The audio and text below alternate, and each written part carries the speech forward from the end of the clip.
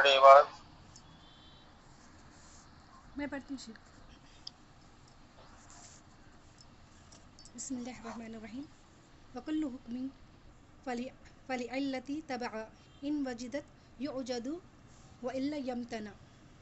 القاعدة الثانية والعشرون وهي التي يعبر عنها العلماء أيضا بقولهم الحكم يدور مع علته وجودا وعدما.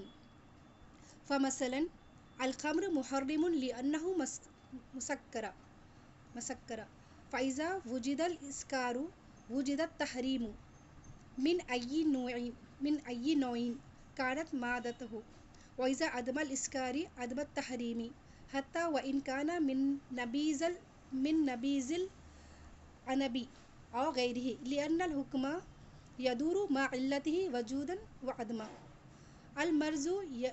المرز يبيح الفطر مع المشقة إذا وجدت المشقة بالمرز ثبت الحكم. وأبيح للإنسان أن يفطر وإذا لم يكن مشقة لم يبيح الفطر لعدم وجود العلة. والأمثلة على هذا كثير. جی بارک اللہ. کہ كل حكم فلعلة تبع وجد يوجد وإلا يمتنع. القاعدة الثانية والعشرون، قاعدہ نمبر 22 بتا لیں. وہی التي يعبر عنها العلماء ايضا بقولهم، اس قاعدے کی تعبیر علماء اس طرح بیان کرتے ہیں الحکم یدور مع علته، یہ حکم جو ہے اپنی علت کے ساتھ گھومے گا، چکر لگائے گا.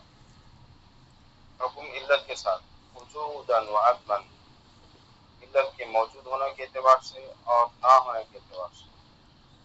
علت پائی گئی تو حکم پایا جائے گا، علت نہیں پائی گئی تو حکم نہیں پایا جائے گا.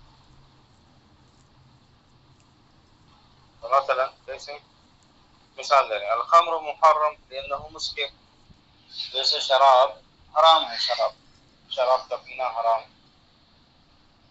کیوں؟ لأنه مسکر، کیونکہ وہ نشہ پیدا کرنے والی چیز.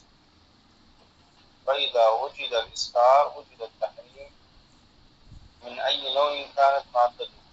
کریں جب نشہ پایا جائے گا تو حرمت کا حکم پایا جائے گا، چاہے وہ کس چیز سے بھی بنائی گئی ہو، اگر اس میں نشہ ہے تو وہ چیز حرام. وَإِذَا عُدِمَ الْإِسْكَارُ عَدَمُ التَّحْرِيمِ. جب شکر نہیں پایا جائے گا نشہ تو ہم کہیں گے یہاں یہ چیز حرام نہیں. حتیٰ وَإِنْ كَانَ مِنْ نَبِيذِ الْعِنَبِ أَوْ غَيْرِهِ، چاہے وہ شراب جو ہے انگور کی نبیذ سے بنایا گیا ہو، پانی میں بھگو کر انگور کو رکھا گیا ہو، اور غیرہ یا کوئی بھی چیز. لأن الحکم یدور مع علته وجودا وعدما، کیونکہ حکم ہمیشہ اپنی علت کے ساتھ گھومتا ہے، علت کے پائے جانے اور نہ پائے جانے کے اعتبار سے. علت اگر پائی گئی تو ہم حکم لگائیں، علت نہیں پائی گئی تو حکم نہیں لگے. ایک اور مثال دے رہے ہیں المرض تبیح الفطرہ مع المشقہ، جیسے بیماری روزے کو چھوڑنے کو مباح قرار دیتی ہے مشقت کے ساتھ. انسان بیمار ہے تو اس کے لیے جائز ہے کہ روزہ چھوڑ دے. اذا وجدت المشقة بالمرض ثبت الحكم وأبيح للإنسان أن يفطر. اگر مشقت بیماری کے ساتھ مشقت پائی گئی تو حکم ثابت ہوگا، انسان کے لیے جائز ہوگا کہ وہ روزہ چھوڑ دے. وَإِذَا لَمْ يَكُنْ مَشَقَّةٌ، اور جب اس میں جو ہے مشقت نہیں پائی جائے گی، لم يبح الفطر لعدم وجود العلہ، تو روزہ چھوڑنا اس کے لیے جائز نہیں ہوگا کیونکہ علت نہیں پائی گئی. یہاں پر علت کیا ہے؟ مشقت، پریشانی ہو انسان کو. والامثلہ علی ھذا کثیرہ، یعنی اس کی بہت ساری مثالیں مل جائیں گی. جہاں بھی کسی چیز کو آپ منع کریں، کسی چیز سے روک رہے ہیں، اگر اس کی علت پائی گئی تو حکم پایا جائے گا. اگر علت نہیں پائی گئی تو حکم نہیں پایا جائے گا. تو وہی بتا رہے ہیں کل حکم فلعلت تبع، کریں ہر حکم اپنی علت کے ساتھ علت کے تابع ہوگا. علت پائی گئی تو حکم پایا جائے گا. تو ہر حکم کہہ رہے ہیں اپنی علت کے تابع ہوگا. ان وجدت یوجد، اگر علت پائی گئی تو حکم پایا جائے گا.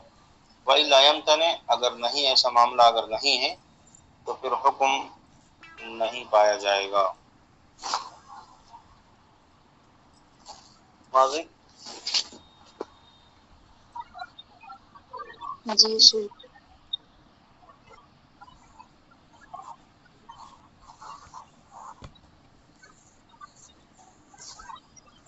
آگے پڑھیں.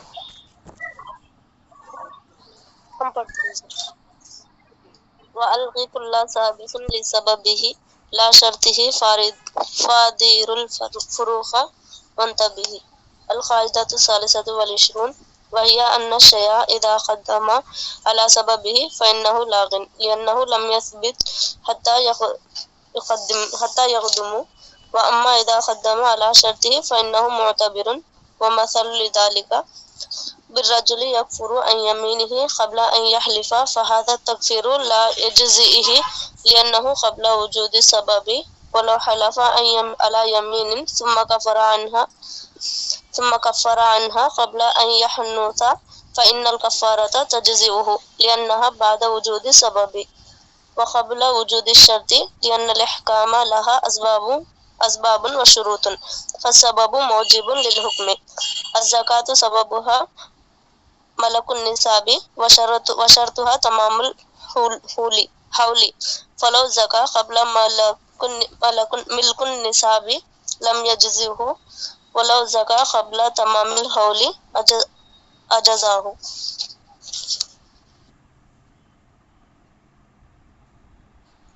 جی بارک کریں. والغی کل سابق لسببه لا شرطه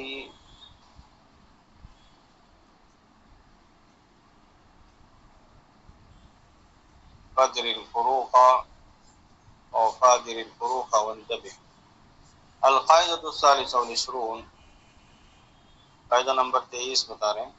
وہی ان الشيء اذا قدم على سببه فإنه لاغ لأنه لم يثبت حتى يقدم ويقدم. کریں کوئی بھی چیز اگر اس کے سبب سے پہلے وہ لائی گئی، سبب سے پہلے وہ چیز آ رہی ہے تو کریں فإنه لاغ، اس کا کوئی اعتبار نہیں ہوگا. فإنه لاغ، اس کو ملغا قرار دیا جائے گا، یعنی کینسل کر دیا جائے گا. کیوں؟ لأنه لم يثبت، کیونکہ وہ چیز ثابت نہیں ہوئی ہے. حتی مقدم، یہاں تک کہ اس کو مقدم کیا جائے. اما اذا قدم على شرطه فإنه معتبر، کریں اگر کوئی چیز اس کے شرط سے پہلے مقدم کی گئی تو اس کا اعتبار کیا جائے گا. کیسے؟ مثال کے ذریعے سمجھیں گے. ومثل لذلك، کہ علماء نے اس کی مثال دی. بالرجل يكفر عن يمينه قبل ان يحلف، اس آدمی سے مثال دی کہ جو آدمی اپنے قسم کا کفارہ ادا کرتا قبل ان يحلف، قسم کھانے سے پہلے، حالانکہ یہ صحیح نہیں ہے. کہہ رہے ہیں وهذا التكفير لا يجزئه لأنه قبل وجود السبب. کریں یہ کفارہ ادا کرنا قسم کھانے سے پہلے اس کے لیے کافی نہیں ہوگا. کیوں؟ اس لیے کہ اپنے سبب کے وجود سے پہلے ہوا، سبب پایا ہی نہیں گیا ہے، تو پھر اس کا کفارہ ادا کرنا درست نہیں ہے.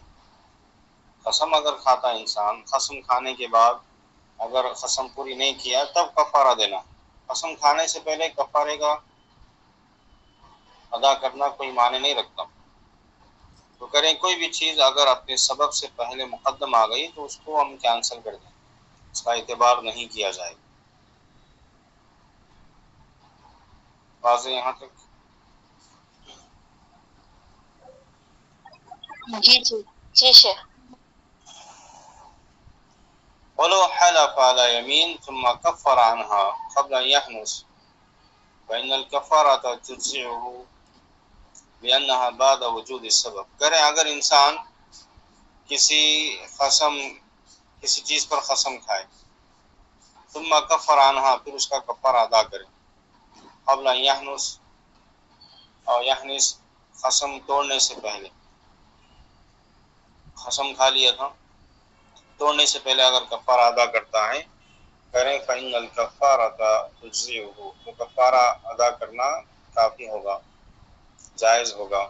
کیوں؟ لأنها بعد وجود السبب، کیونکہ یہ سبب کے وجود کے بعد یہ معاملہ پیش آئے. قسم کھانے سے پہلے کفارہ ادا کرنا معتبر نہیں ہوگا، اس سے پہلے ہوگا. ہاں البتہ قسم کھا لیا انسان توڑنے سے پہلے بھی چاہتا ہے کہ کفارہ ادا کرے تو جائز، کیونکہ سبب پایا گیا. سبب کے پائے جانے سے پہلے جائز نہیں، البتہ سبب کے پائے جانے کے بعد اس طرح کر سکتا ہے انسان. لأنها بعد وجود السبب وقبل وجود الشرط، کریں یہ سبب کے پائے جانے کے بعد کا معاملہ ہے اور شرط کے وجود سے پہلے کا معاملہ. لأن الاحکام لها اسباب و شروط، کیونکہ احکام کے بہت سارے اسباب ہیں، شروط پائے جاتے ہیں. تو سبب موجب للحکم، کیونکہ سبب ہی جو ہے حکم کو واجب کرنے والی چیز ہے. جب سبب پایا گیا تب حکم لگے گا، وہ چیز معتبر ہوگی.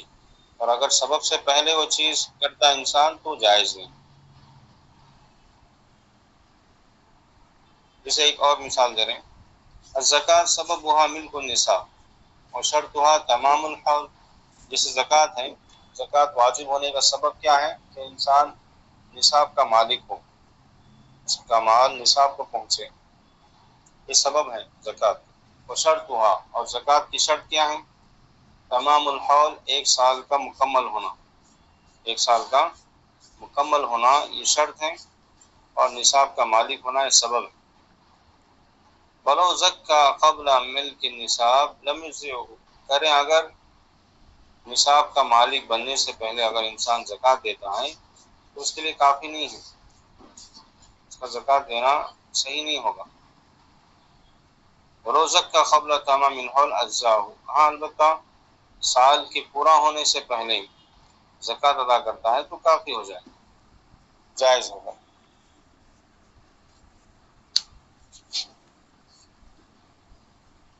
تو جب بھی کوئی چیز جس کا سبب نہیں پایا گیا تو وہ چیز معتبر نہیں مانی جائے گی.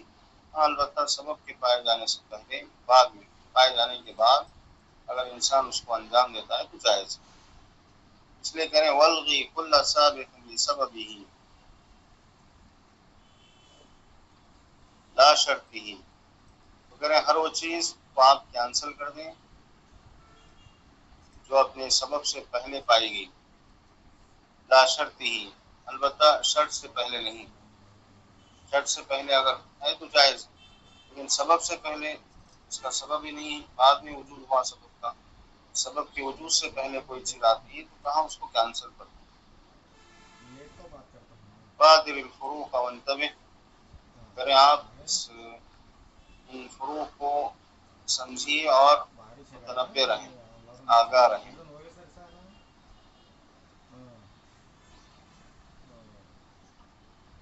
اور نئی بات، اور ایک بار شعر کا ترجمہ بولیے شیخ.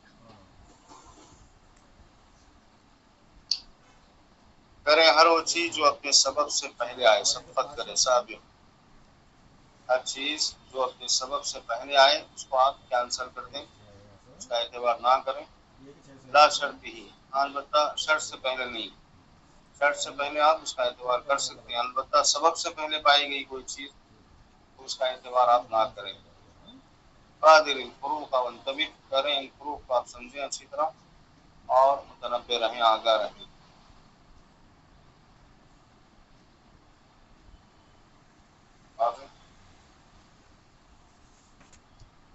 جی شیخ. چلیے آگے بڑھیں کوئی. والشیء، ہمیں پڑھتے شیخ. بسم اللہ الرحمن الرحیم. والشیء لا یتم الا ان تتم شروطه ومانع منه عدم. القاعدة الرابعة والعشرون وهي من القواعد المعلومة بالتتبع. مثال ذلك إذا صلى الإنسان وهو محدث فإن صلاته لا تصح لعدم وجود الشرط وهو الطهارة. وكذلك النفل المطلق إذا صلى في وقت النهي فإن صلاته لا تصح لوجود المانع. كذلك في المعاملات مثلا إذا باع بيعا تمت شروط ولكنه بعد نداء الجمعة الثاني وهو مما تجب عليه الجمعة فإن البيع لا يصح لوجود المانع. وكذلك في النكاح من تزوج امرأة بدون ولي فإن النكاح لم يصح لعدم توفر الشروط ولو تزوجها بتمام الشروط ولكنها في العدة أي في عدة رجل آخر لم يصح النكاح لوجود المانع.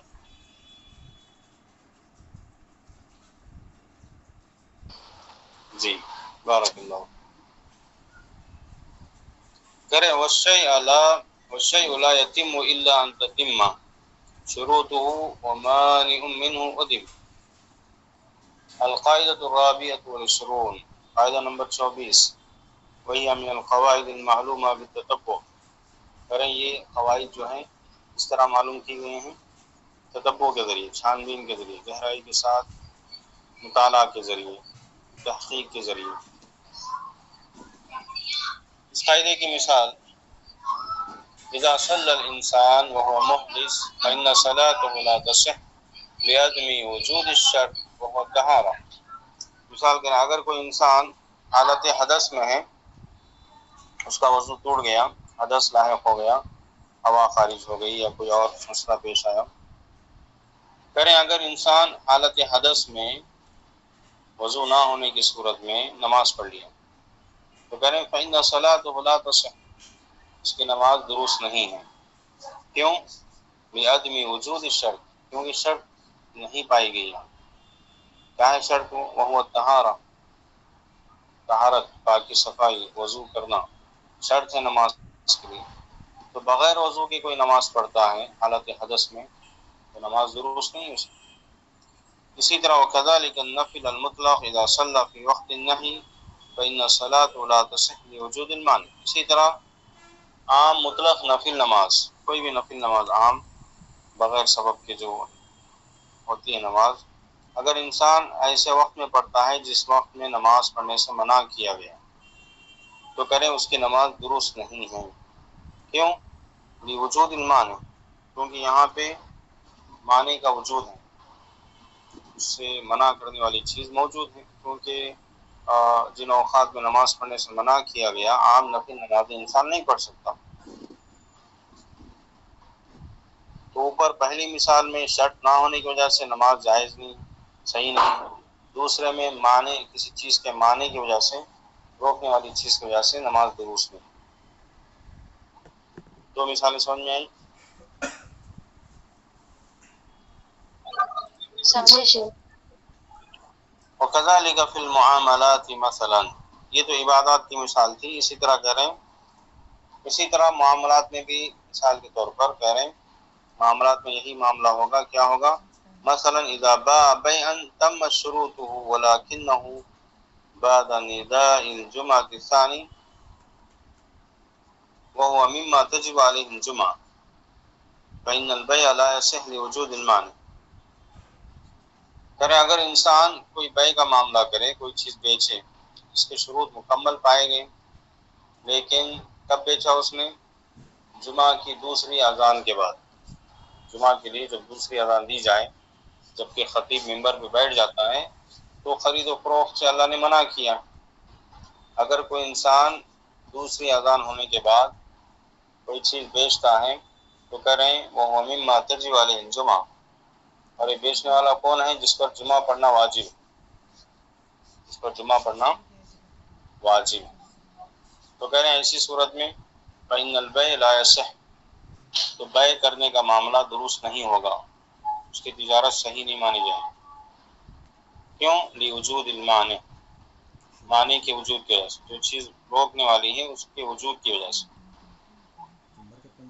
وکذلک فی النکاح، اسی طرح نکاح کے سلسلے میں کہہ رہے ہیں من تزوج امرأة بدون ولی، ارے اگر کوئی انسان بغیر ولی کے شادی کرے کسی عورت سے فإن نکاح لم یصح، تو اس کا نکاح کرنا جائز نہیں ہے، صحیح نہیں، لعدم توفر شروط، کیونکہ شروط نہیں پائے گئے مکمل، نکاح کے جو شروط ہیں ولی کا ہونا ضروری ہے۔ ولو تزوجها بتمام الشروط، لیکن اگر ایسا ہے کہ کسی نے شادی کی کسی عورت سے بتمام الشروط، ہاں شروط تو مکمل پائے گئے، ولی ہیں، ولی کی موجودگی میں شادی کیا، لیکن ولکنها فی العدہ، لیکن عورت جو ہے اپنی عدت گزار رہی تھی، اے فی عدت رجل آخر، یعنی دوسرے مرد کی عدت، یعنی کسی کے شوہر کا انتقال ہوا تھا یا طلاق دیا تھا، طلاق کی عدت گزر رہی تھی، تو کریں عدت میں اگر کسی دوسرے شخص کی عدت گزار رہی تھی اس دوران شادی کی، لم یصح نکاح، کریں نکاح درست نہیں ہوگا، لوجود المانع، معنی کے وجود کی وجہ سے، جو چیز روکنے والی ہے اس کا وجود پایا گیا، اس لیے نکاح درست نہیں ہوگا۔ اسی لیے کہہ رہے ہیں شعر میں والشیء لا یتم الا ان تتم شروطه ومانع منه قدیم، یعنی کوئی بھی چیز مکمل نہیں ہوگی الا ہے کہ اس کے شروط مکمل پائے جائیں، جب شروط مکمل پائے جائیں گے وہ چیز کا وجود مانا جائے گا، وہ چیز صحیح ہوگی، درست ہوگی، جیسے بتایا گیا وضو ہے تو نماز صحیح، وضو نہیں ہے نماز درست نہیں، ومانع منه عدم، اور اس کے معنی نہ پائے جائیں، کوئی رکاوٹ نہ ہو، ایک تو شروط مکمل پائے گئے تو وہ چیز مکمل پائی جائے گی، اس کا اعتبار ہوگا، اور کوئی معنی کا وجود نہ ہونا چاہیے، ایسی صورت میں کوئی معنی نہ ہو، کوئی روکنے والی چیز نہ ہو، اور شروط مکمل پائے جائیں اور کوئی معنی نہ ہو، تبھی وہ چیز مکمل مانی جائے گی۔ واضح؟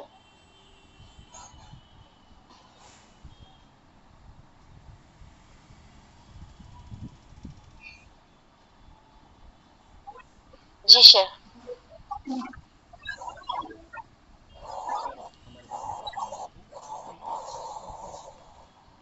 چلیے آگے پڑھیں گے۔ جو کل تمہیں میرے کو پوچھے تھے نا، وہ بگولے سے جو بات بتائے مستحب ہے بول کے، جو نماز میں جو کھڑے ٹائم پہ تو واجب کا، ہاں شیخ ہم پڑھتے ہیں۔ امام بھی جی اور جو مقتدی جو ہے بسم اللہ۔ ہاں پڑھیے والظن فی العبادۃ معتبر معتبر ونفس الامر فی العقود اعتبار القاعدۃ الخامسۃ والعشرون هما قاعدتان من القواعد الأصولية وربما تكونان أيضا من القواعد الفقهية، وهي هل المعتبر ما في ظن المكلف في تصرفه أو المعتبر ما في نفس الأمر؟ الغالب أن المعتبر في العبادات الظن وفي المعاملات ما في نفس الأمر. مثال ذلك رجل غلب على ظنه أنه طاف 7 أشواط، يبنى على هذا الظن، وإذا قدر أنه لم يطف إلا 6 أشواط فإنه لا يلزمه شيء، لأن هذه المعاملات بينه وبين ربه، لأن الله تعالى محل العفو والسماح. كذلك أيضا لو أفطر بظن غروب الشمس ولم يبق له الأمر حتى لو فرض أنه في نفسه أنه أفطر قبل غروب الشمس وعلى هذا فقس.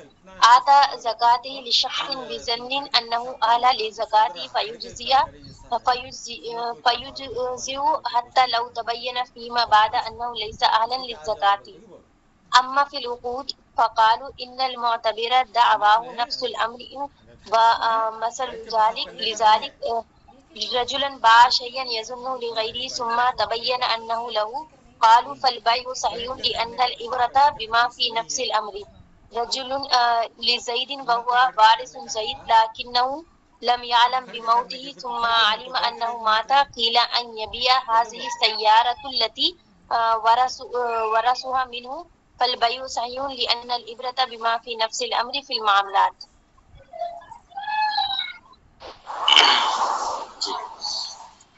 بارک اللہ. سوال جواب ہو رہا ہے. کریں والظن فی العبادۃ المعتبر ونفس الامر فی العقود یعتبر. القاعدۃ الخامسہ والعشرون، قاعدہ نمبر 25 بتا رہے ہیں. ہما قاعدتان من القواعد الاصولیہ. کریں یہ دو قاعدے ہیں اصولی قواعد میں سے اس کا شمار ہوتا ہے.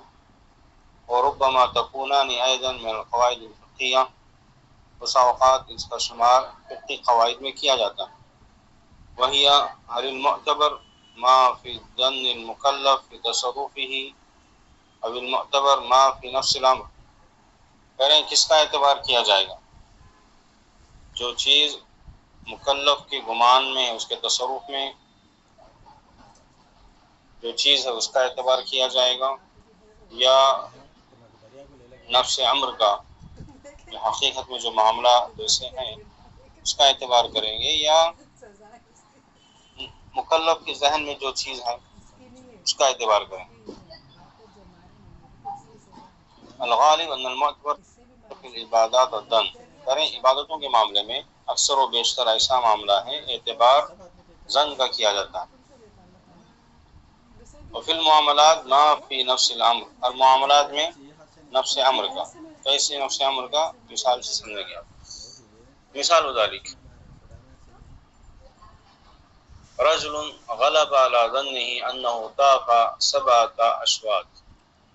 کریں ایک آدمی ہے جس کا ظن غالب یہ ہے، گمان یہ ہے اس کا کہ اس نے 7 چکر طواف کے ادا کیے. کعبے کے جو 7 چکر لگانے ہیں، 7 طواف اس نے کر لیے. اس کے ذہن میں یہی بات ہے، ظن غالب یہی ہے کہ میں نے 7 چکر ادا کر دیے. یبنی علی ھذا الظن، تو کریں وہ اسی ظن پر اسی کو بنیاد بنا کر آگے بڑھیں. وَإِذَا قَدَرَ أَنَّهُ لَمْ يَطُفْ وَقَدَّرَ أَنَّهُ لَمْ يَطُفْ إِلَّا 6 أشواط. کریں اگر وہ اندازہ یہ کرتا ہے کہ اس نے صرف 6 چکر لگائے، فَإِنَّهُ لَا يَلْزَمُهُ شَيْءٌ. کریں کوئی چیز اس کو لازم نہیں ہوگی. لأن هذه المعاملة بينه وبين ربه، کیونکہ یہ معاملہ اللہ اس کے درمیان. لأن اللہ تعالی محل العفو والسماح، کیونکہ اللہ تعالیٰ کا جو معاملہ ہے، اللہ تعالیٰ معاف کرنے والے ہیں، درگزر کرنے والے ہیں. اگر یہاں تھوڑا بھی آگے پیچھے ہوا معاملہ تو قابل معاف ہے. ایک اور مثال، كذلك أيضا لو أفطر بظن غروب الشمس. اگر کسی نے افطار کر لیا یہ سمجھتے ہوئے کہ سورج غروب ہو گیا، ظن غالب کیا ہے اس کا گمان، سورج غروب ہو گیا، افطار کر لیا انسان. ولم يبقى له الامر حتى لو فرض عنه في نفسه انه افطر قبل غروب الشمس وعلى هذا فقس.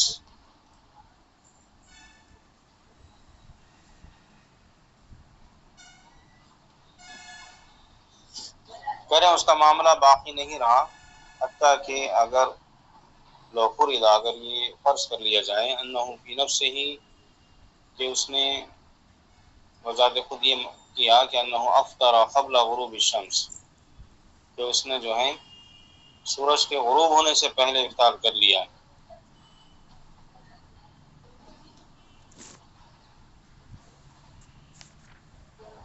وعلى هذا فقس، تو کہہ رہے ہیں اسی پر آپ دوسری چیزوں کو قیاس کر سکتے ہیں. ایک اور مثال، واضح مثال، آتا زکاۃ لشخص، جیسے کسی نے اپنی زکوٰۃ کسی دوسرے انسان کو دے دی. بدن انه اہل للزکاۃ، یہ گمان کرتے ہوئے دیا کہ شاید یہ زکوٰۃ کا مستحق ہے. کسی کو سمجھتا تھا کہ غریب ہے، فقیر ہے، مسکین ہے، تو یہ سمجھتے ہی اس نے کسی انسان کو زکوٰۃ دے دیا. فیجزی، تو کریں اس کا زکوٰۃ دینا کافی ہوگا، جائز ہوگا. حتی لو تبین فیما بعد انه لیس اہلا للزکاۃ، تاکہ بعد میں یہ واضح ہوا کہ وہ زکوٰۃ کا مستحق نہیں تھا، لیکن جب دے رہا تھا اس نے ظن غالب اس کو یہ تھا کہ شاید یہ مستحق ہے، اور یہ سمجھ کر اس نے دے دیا، تو اس کی زکوٰۃ ادا ہو جائے گی. تو عبادات کی مثالیں جو دی ہیں مؤلف، تین مثالیں عبادات میں کہہ رہے ہیں کہ ظن غالب کا اعتبار ہوگا کہ انسان کے ظن غالب میں کیا ہے کہ اس نے نماز پڑھ لی ہے، جو شروط ارکان واجبات بتائے گئے اس میں ادا کر لیے ہیں، اس کے گمان میں یہ چیز ہے تو پھر نماز کافی ہے اس کے اعتبار سے. واضح؟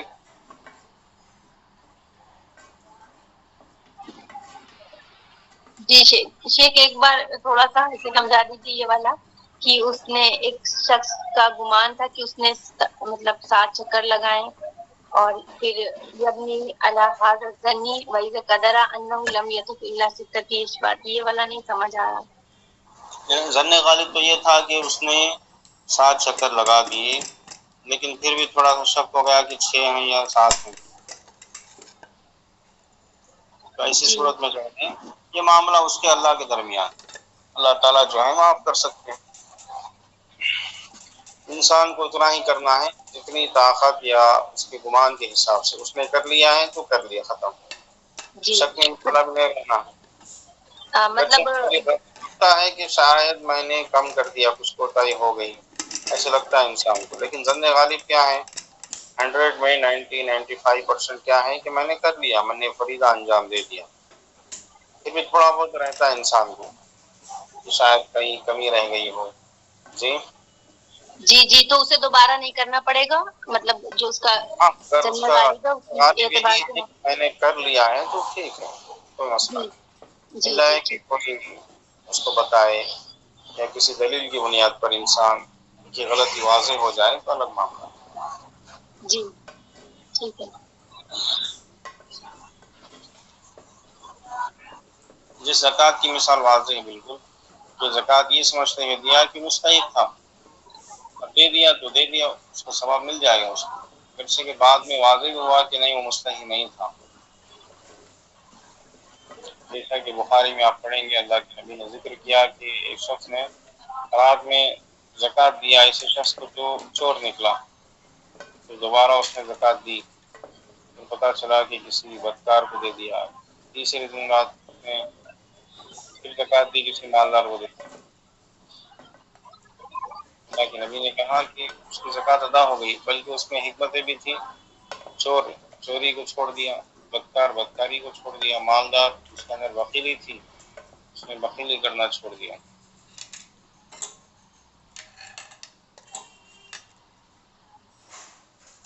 اما فی العقود فقالوا، کہہ رہے ہیں عقود کا جو معاملہ ہے یعنی معاملات، عقود سے مراد عقد بیع، عقد نکاح وغیرہ جو معاملات اوپر بتائے تھے، اوپر جو مثالیں دی ہیں عبادات کی، جہاں تک معاملہ عقود کا ہے یعنی معاملات کا، چاہے عقد بیع ہو، عقد نکاح ہو وغیرہ، فقالوا علماء نے کہا ان المعتبر دعواہ نفس الامر، یہاں کس بات کا اعتبار ہوگا؟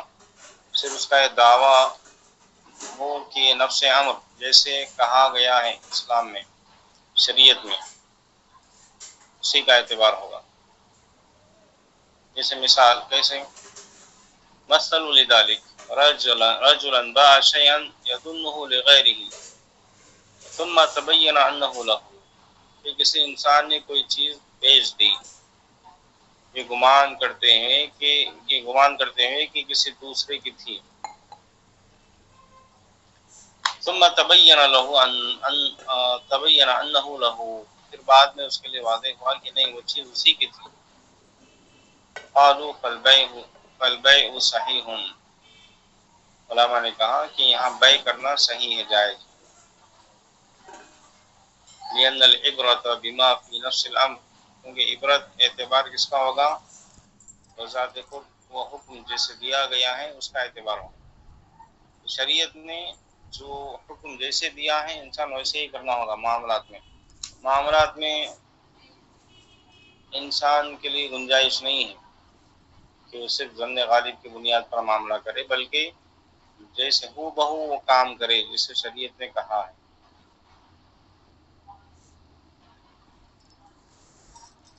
یہاں ایسا نہیں چلے گا کہ ظن غالب کے اعتبار سے وہ کریں.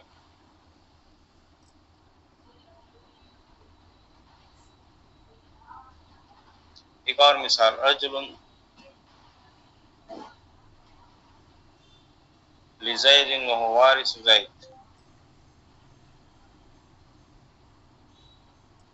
لكنه لم يعلم بموته أو لم يعلم بموته ثم علم أنه مات.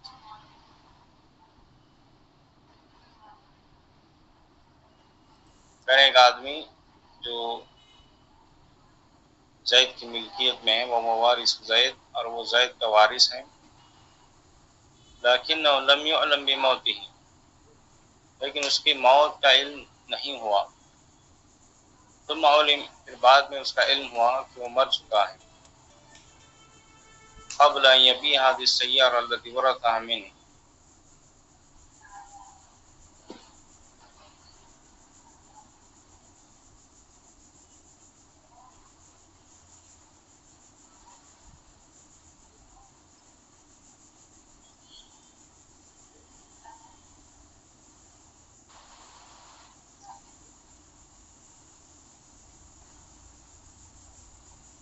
الہی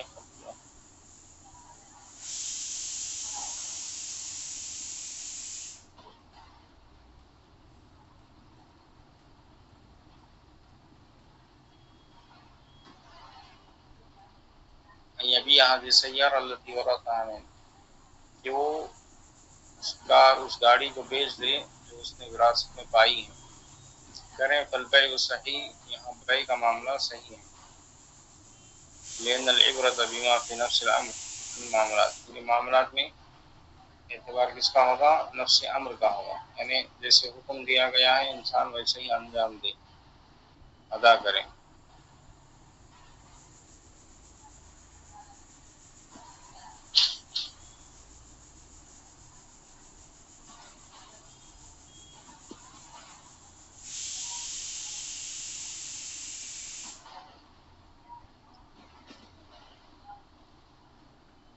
تو عبادات اور معاملات میں تھوڑا سا فرق کیا ہے، یہاں پہ عبادات میں انسان کے ظن کا اعتبار ہوگا کہ ظن غالب میں جو چیز ہے اس حساب سے اس کو انجام دے، البتہ معاملات میں ایسا نہیں ہوگا، ظن کا اعتبار نہیں بلکہ نفس امر، جیسے حکم دیا گیا ہے وہ بہو ویسے ہی کرے انسان۔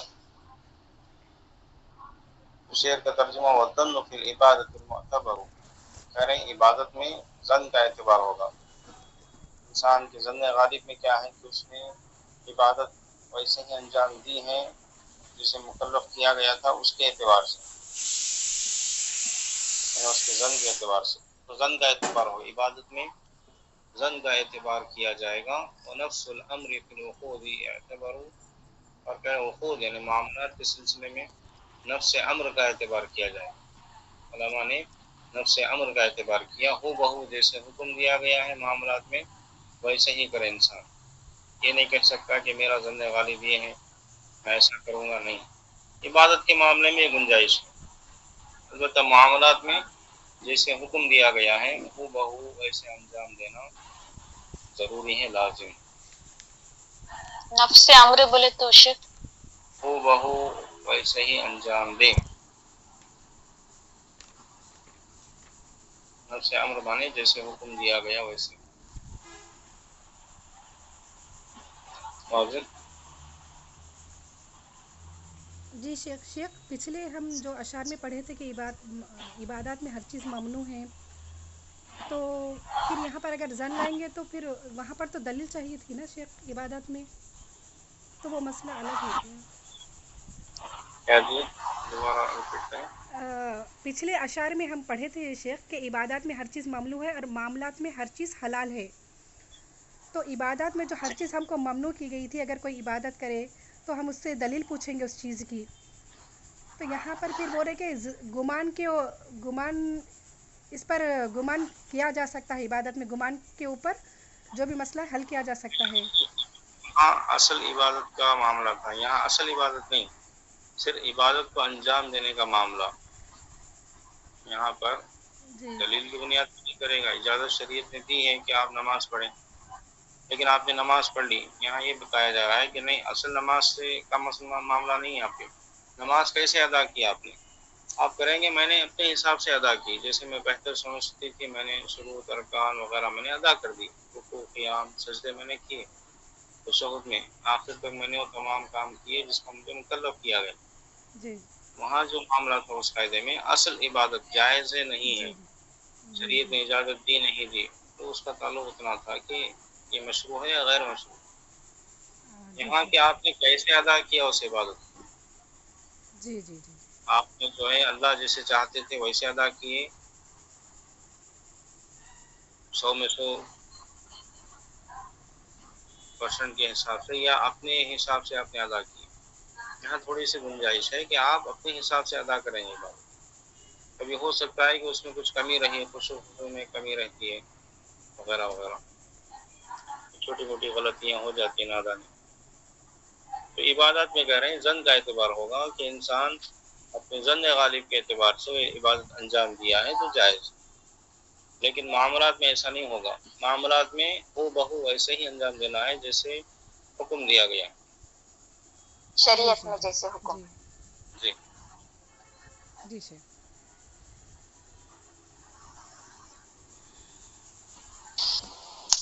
شیر اخود کے دو مثالیں ہیں، ایک اور مرتبہ بولے شیخ، سمجھ میں نہیں آئی.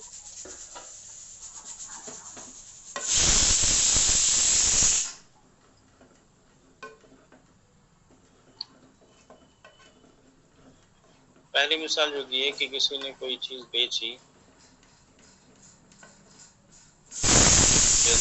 غیری، کسی دوسری کی سمجھ کر اس نے بیچا.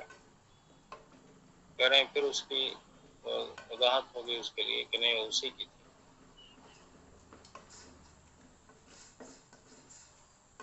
چاہے اس کی ہو یا کسی اور کی ہو، بیچنے کا جو معاملہ ہے شریعت کے حساب سے اس نے بیچا تو کہہ رہے ہیں فالبیع صحیح، بیع کرنا صحیح ہے، کیونکہ اس نے بیع کا جو معاملہ کیا شریعت کے حساب سے کیا، ہو بہو جیسے حکم دیا گیا ویسے کیا. یہ الگ تھا کہ چاہے اس کی ہے یا کسی اور کی، واضح. لیکن بیع کا جو معاملہ تھا اس نے شریعت کے حساب سے ہی انجام دیا تو بیع صحیح ہے.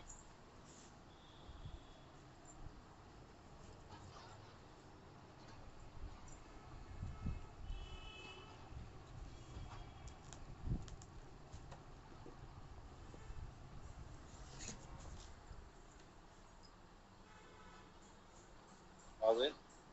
دوسری مثال سے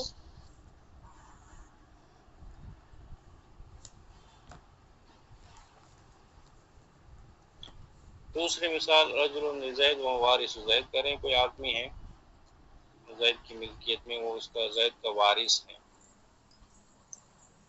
کریں لیکن لم يعلم بموته ثم علم انه مات.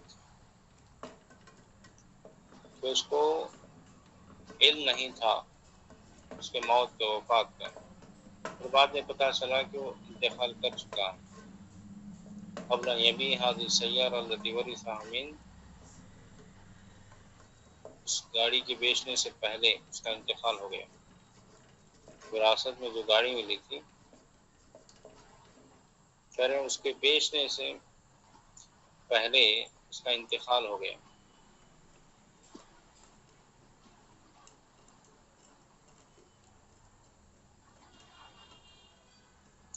تو کہہ رہے ہیں فالبیع صحیح لأن العبرة بما في نفس الأمر في المعاملات. تو بیع کرنا صحیح ہے، چاہے اس کے مرنے موت کا علم ہو یا نہ ہو، لیکن بیع کا معاملہ اس نے کیا ہے تو بیع صحیح ہے، کیونکہ بیع اس نے کر دیا، چاہے وفات کا علم ہو نہ ہو، یہ الگ معاملہ ہے. لیکن بیع کا جو معاملہ ہے اس نے شریعت کے مطابق ہی کیا ہے تو بیع صحیح ہے.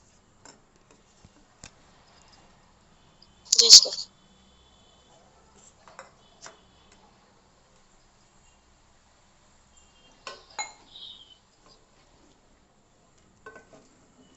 مقالے کے عنوان بول تو یاد دلا بڑے تھے شیخ.